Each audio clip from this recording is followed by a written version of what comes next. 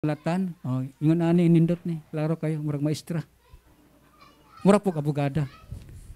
So samtang gahulata, kaway-kaway lang inyong mga pangutana. Palyog.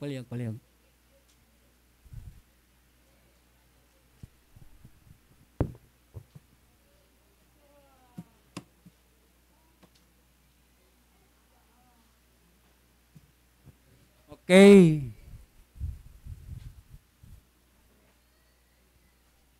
So, may nang kanang pananglitan mahumanata, kanang mahumanata ba? Nya nagidili mangutana. Palihog lang iuli ang papel ha, kay para pod ugma. Para makatipid ta. Okay, magsugod na ta. So, brothers and sisters, please listen. Okay, ang unang pangutana, Brad, maayong buntag kanatong tanan. Nganong dili man muriak ang ubang pasyente kung kamo ang muampo ng mga deliverance minister, pero muriak kung si Father Darwin ang muampo. Okay, so ngano man nga may mga cases nga kung si Father Darwin kuno maoy mo magunay og ampo, muriak man kuno.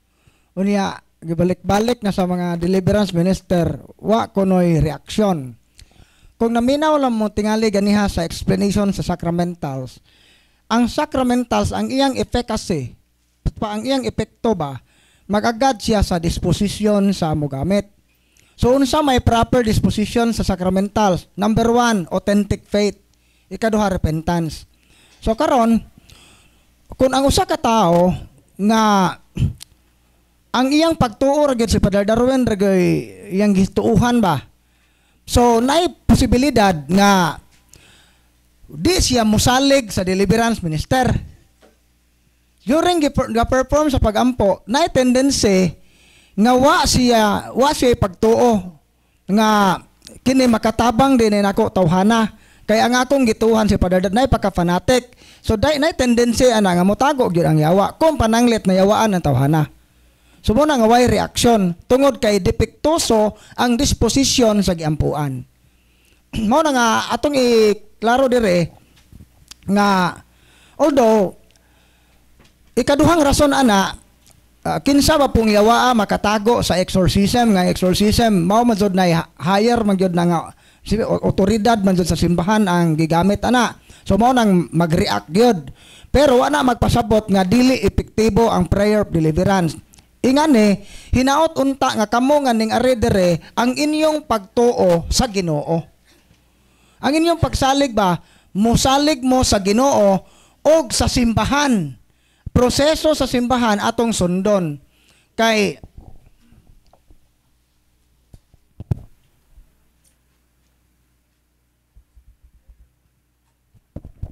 okay, unya na og mahuman na-distract man sila. Nga importante ra ba ni nga kuan. Nya nagi na ma-distract.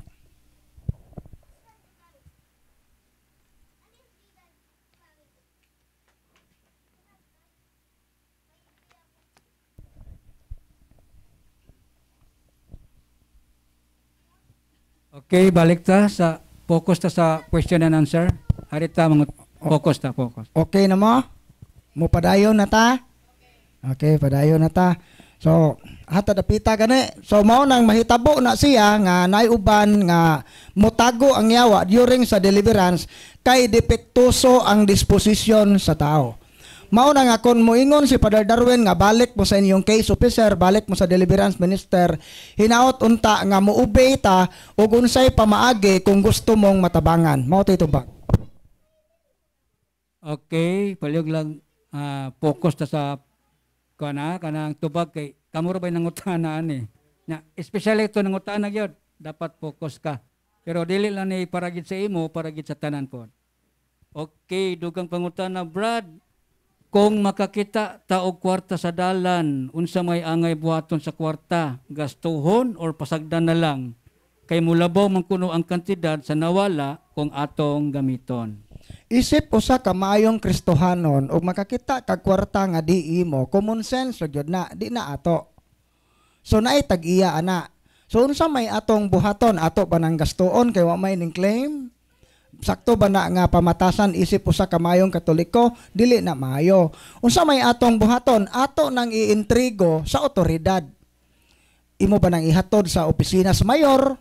Imo ba nang iadto sa kapitan o sa media baka o sa simbahan para limpyo ang imong konsensya?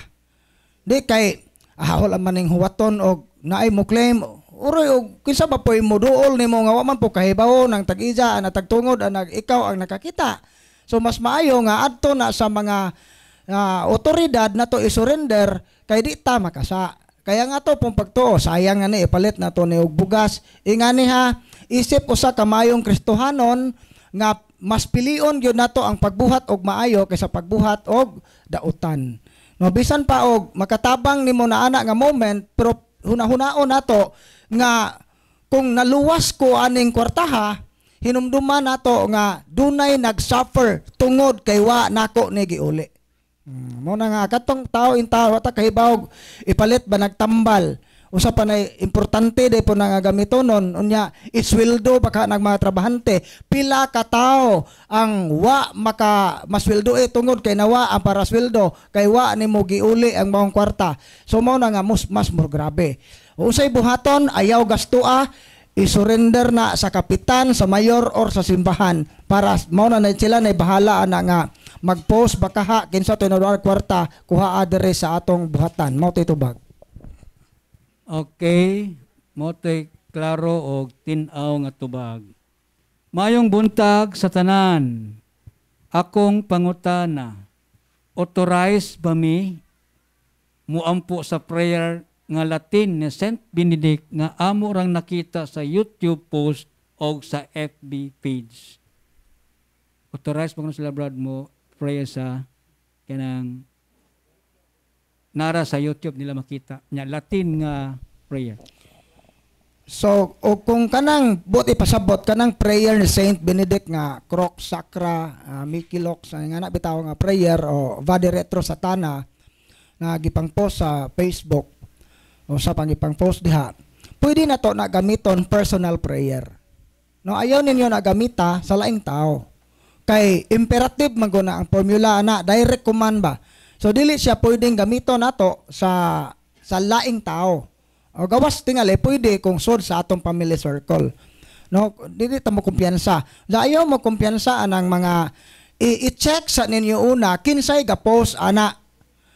Dapat legit jud na siya nga Katoliko ang ga-post ana kay daghan ra bag yung gakuan ron lawata kahibaw mao ba na ang eksakto nga Latin ana mao ba to nga eksakto nga word. Or dili pa kaha ayaw mo kumpiyansa labi na ng mga exorcism prayer kay naapoy mga laygo ron nga gipang post ng mga solemn exorcism nga Latin prayer nga ang authorized nga mohimo na pare mo na dili ta mo kumpiyansa mo na nga i-check jud ninyo eksakto kung legit ba na siya nga page, legit ba siya nga kanang website. Unya karon kung legit gani pwede nimo nang gamiton personal ayaw gamita sa laing tao mo titubag. Okay. Dugang pangutana, Brad, kasal ko og sibil. Pero na ako'y anak nga nabunyagan o nangumpisal na siya. Angay ba siyang mga lawat? Ang iyang anak na bunyagan sa Katoliko o nakakumpisal. O nakakumpisal. Pero sila, Brad, sibil. Pwede na ba mo kalawat ang iyang anak? Ang anak, yes, pwede. So kamong mga ginikanan nga civil ra ang kasal. Why labot ang inyong anak sa inyong personal nga sa? Wala magpasabot nga abi kay wa mo makasal ang inyong mga anak di makakalawat. No, kamo hinoon. Kamo hinoon nga civil pa ang kasal, dili sa mo pwedeng mo kalawat. Pero ang anak nga nabunyagan, labaw na nakakumpisal na, pwede na siya mohimo sa first communion. Mao man ay requirements simbahan na. Pwede kayo. Kay lagi akong usbon, why labot ang mga anak sa personal nga binuhatan sa mga ginikanan.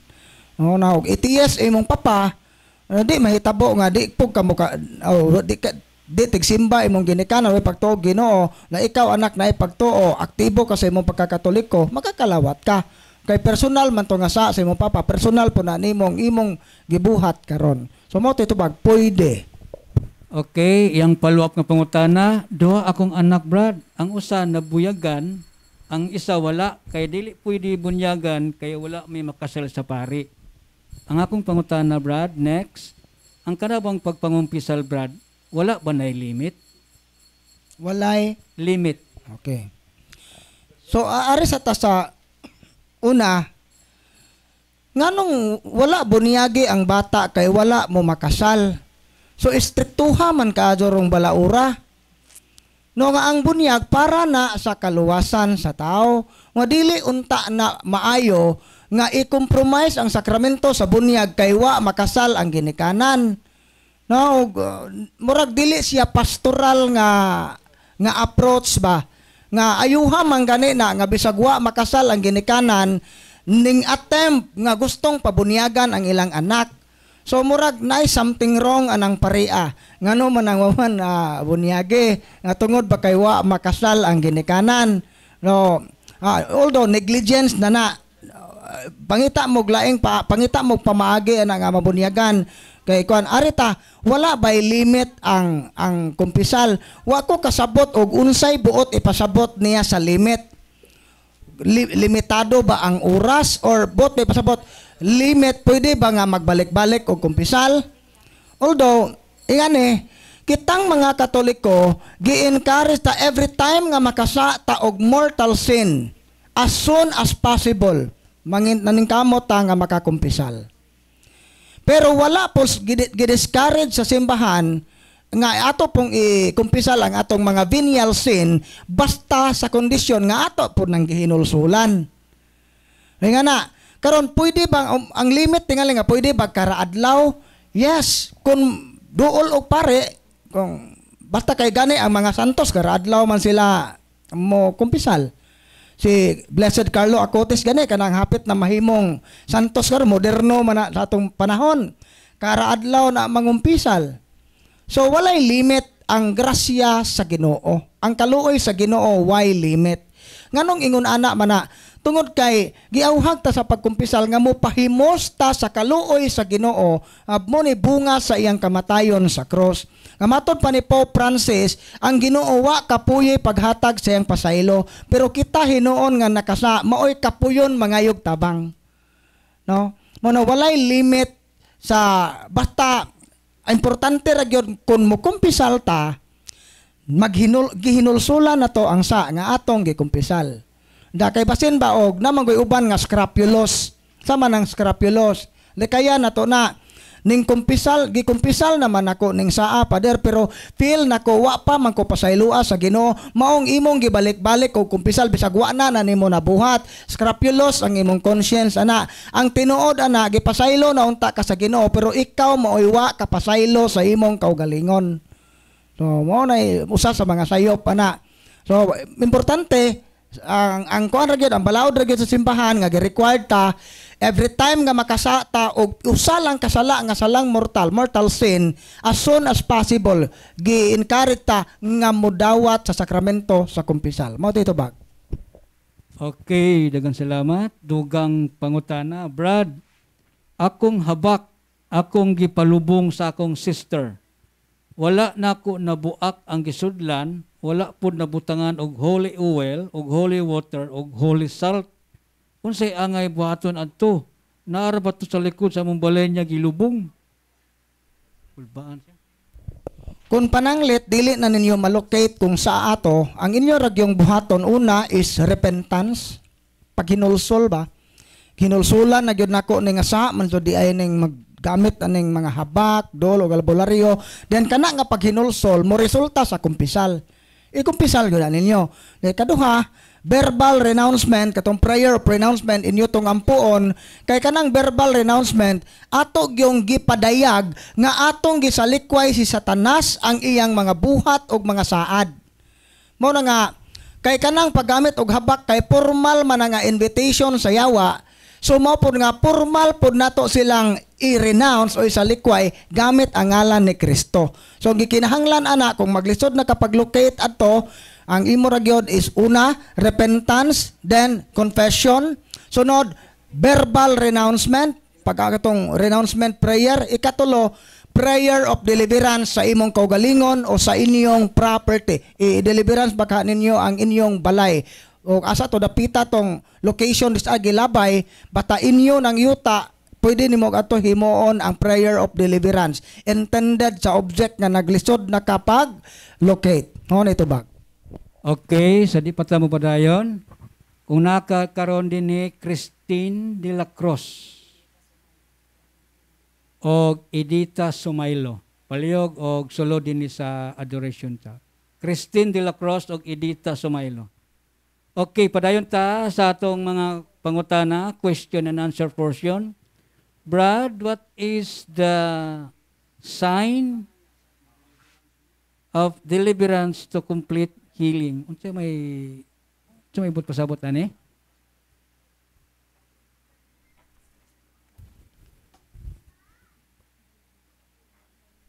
What is the sign? Sign is ya? Sign. Kitsa nang utana ana, palyog og i-clarify. What is the significance of deliverance to complete healing? Significance, tingalin Okay, significance, Brad. So, unsay significance of deliverance to complete healing? So, unsay kanang iklaro kuno kasi nang utana ni unsay buot nimo ipasabot nga. Yeah, what I mean is, what is the significance of deliverance to complete healing, like spiritual, mental, and everything? Anong importante siya, significance sa complete healing ang deliverance. Yeah. So, ingani go, dili nato ang atot ari una nato sabton ang word nga deliverance. Ang deliverance is dili lang na siya sa liberation from the evil spirit, but appeal ang sins. So appeal ang atong pagkamakasala, pagkaulipon sa sala. So significant siya sa complete healing tungod kay kung walay conversion, walay liberation. So mo na nga importante kayo nga ang deliverance dili lang ma-focus sa pagpalaya sa yawa, kundi pagbag-o sa kinabuhi. Kay para ma-achieve nato ang gitawag nato complete healing. No, mo na ingana ka importante. Unya unsaon man ni nato nga paagi, una is repentance, then mo receive ta sa sacraments of healing nga mao ang kining tawag atog kumpisal, then katong mga renouncement na mag-practice tag mga Christian virtues, then kining mao na ni kining mga deliverance prayer ma-achieve nato ang healing ni ana kung madawat nato o makita nato ang kaimportansya, masabtan nato di ay ang gugma sa Ginoo, ma-feel nato na kung dunag yoy conversion. So mo na nga importante kayo nga ang deliverance dili lang from the evil spirit, but appeal ang atong slavery sa sala, pagkaulipon sa sala aron maangkon nato ang complete healing. Mo tito ba? So, did you understand?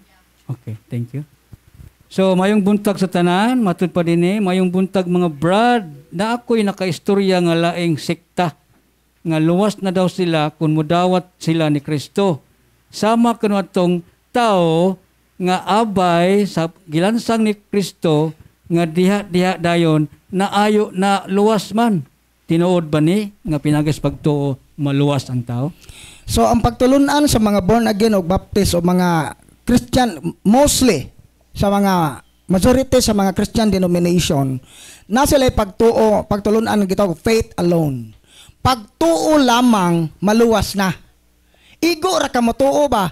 Bahal wa nay buhat. Mao nay ilang atong nay ilang gibasihan ana ug ako masayop Roma 2:28 ba pre nga ang tao isipon nga matarong pinaagi sa pagtuo lamang ug dili pinaagi sa pagtuman sa balaod.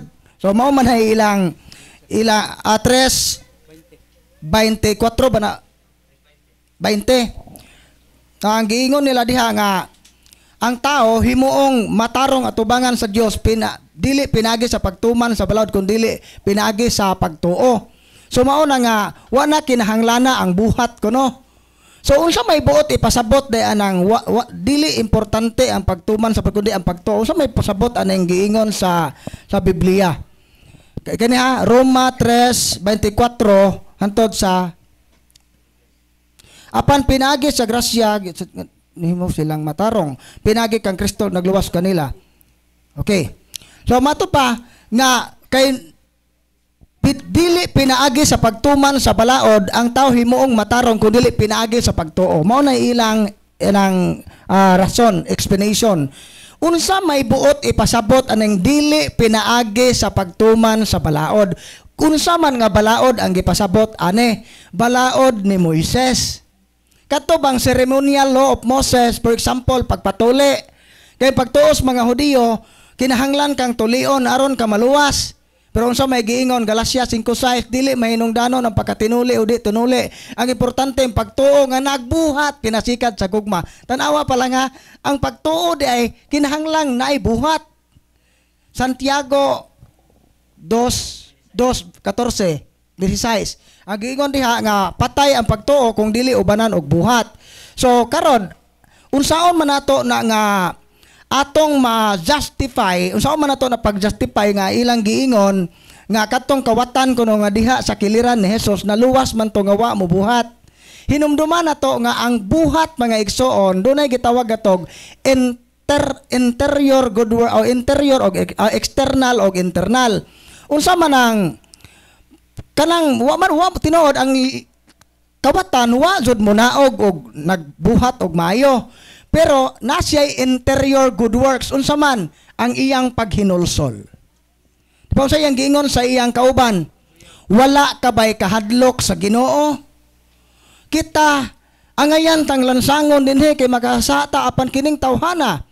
Walay sala. So giangkon niya nga siya makasasala. Repentance. Sign. Unsa ang iyang kauban nga nagbugal-bugal ni Hesus iyang gibadlong admonishing sinners pagbadlong sa usa ka makasala sa inyong hunahuna di na buhat siya. So sayop ng pag-ingon nga kadtong kawatan nga diya sa kiliran sa cross naluwas sa pagtuo raway buhat kay ang iyang pagtuo may resulta sa buhat. Daghan siya buhat, love of God, paghigugma sa Ginoo, repentance, admonishing sinners, pag-accept sa mga sufferings, buhat pa na. Gidawat niya ang nahitabo niya. Diha sa Mateo 7:28 dili tanan nga nagtawag kanako Ginoo Ginoo makasulod sa gingharian sa langit kundi kadtong nagtuman sa kabubuton sa amahan. Tanawara, importante ang pagtuman sa kabubuton. So perting sayupan ang moingon nga igo ra ta mo tuo di na mo buhat. Pagtuo ra luwas na matanggong hinuon tana sa kalaglagan. Mao to'y tubag.